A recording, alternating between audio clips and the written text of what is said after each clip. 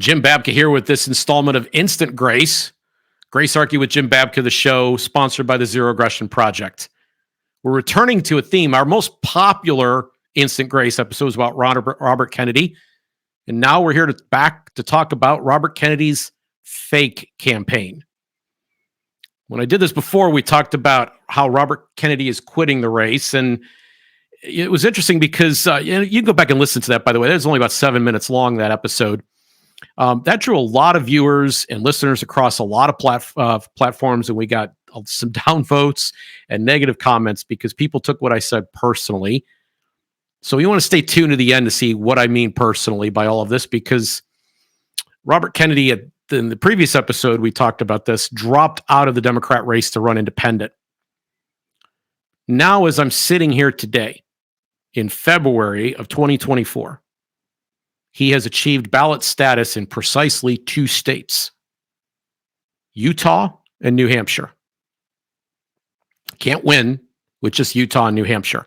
And that was the main thing I attempted to point out, was he was going to have a hard time getting ballot status. And frankly, he seems like he's behind where he needs to be at this moment. Now, Kennedy's polling high. He's getting, in some polls, more than 20% of the vote. But the game is rigged, folks. Ballot access is one of the ways that the major parties rig the game. And while his campaign went out and ran this Kennedy 1960s ad and putting his face on where his uncle's face used to be, the one that got elected president, they had to spend at least $7 million on that ad. And spending that money instead of on ballot access is just simply not smart. Now, the PAC that put it up is called American Values 2024. And they said that they were dedicated to spending 70% of their money to help him get ballot access in, you ready for this? 12 states. That's far less than 50, folks. That's less than the 18 to 25 that I said he would potentially achieve in the previous installment of how Kennedy is quitting the race. And I'm beginning to wonder if he's even going to be able to pull that off. Because on top of his need to spend that money to do that, the long knives of the Democratic Party are coming out. They see Kennedy as stealing votes from Biden or whoever they put on the fall ballot. And so they have said that their Super PAC efforts, they're putting them on this Super PAC, this specific one, they're putting it under scrutiny. The Democratic National Committee filed a complaint with the Federal Election Commission accusing American Values 2024 of providing illegal in-kind contributions to Kennedy's campaign because he has helped with the ballot access efforts. DNC legal counsel Bob Leonard said the campaign is taking a shortcut, outsourcing what is otherwise a core campaign function and giving it to the Super PAC. Because you're limited to raising money from individuals at about a $3,000 per contribution clip. It's very hard for a campaign to cover the multiple millions of dollars, the 7 million maybe dollars it might cost to get ballot status. Might be double that by now.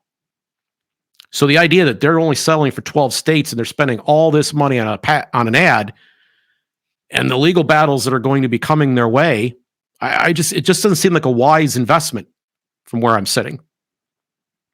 Now, Kennedy is not unaware that he's got a problem here. And so they allowed a leak to get out to a group of people that I happen to know decently well, and that's the Libertarian Party. In fact, Kennedy is going to appear at the Libertarian Party of California convention later in the month of February.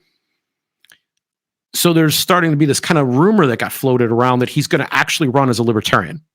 Well, historically speaking, senators and congressmen and other people who show up, by and large, don't get chosen. There's been senators, governors who've shown up looking for this party's nomination that have done very poorly trying to get it, because it's a party made up of people who are committed to a certain set of principles. That's why they are able to get the ballot status, because they've been doing this for so long, and they cohere over not a personality, but over a set of ideas.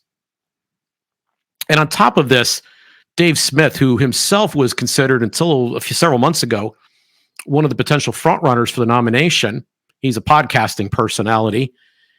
Dave Smith said, listen, I like Robert Kennedy. I admire him. I think he's doing some good things. But if he shows up to run for the Libertarian Party nomination, I'm going to work against him.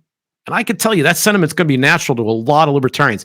So if you're hearing stories about how suddenly Kennedy's going to show up and take the Libertarian Party by storm, don't hold your breath. And if you're hearing stories that he's going to suddenly get all these ballot status problems taken care of, that he's going to be on most of the ballots, don't hold your breath. What about the ad itself? Well, it's classic, but the fact of the matter is it shot over the under 35 crowd's head.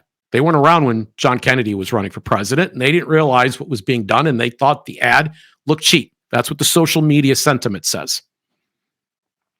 And I didn't think it was a smart move because he's not his uncle. He's not John Kennedy. He is very much running as an independent. And in the midst of sending this out, it exposed something that I think the Kennedy campaign would prefer wasn't really public knowledge. They're not looking. They're already going to draw ire from the Democrats. Well, some of the family may have been offended.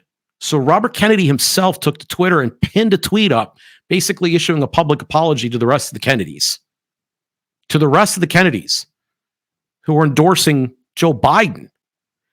And I think before this campaign is over, you're going to see some kind of event with the eventual nominee, whether it's Biden or somebody else, that you're going to see an event, if he's doing well enough to be on enough ballots, where there's Kennedys starting to campaign, siblings of his even, opposing his run for public office. So I don't know that this was really this savvy an ad for him to have run. Now, here's my real point. I come here as something of an absolutist. I believe that if we're going to pretend we have a democracy, we actually ought to have one. We don't. I pretend that if we're going to come out and express ourselves, we should have the ability to freely do it, and it should be a level, fair playing field. Well, it ain't. The game is rigged, ladies and gentlemen. It has been all along. And so if I can do anything in a matter like this, if I can share the expertise that I've developed over a career, having participated in politics and in third-party politics, even at the federal level, it would be to wake everyone from their slumber.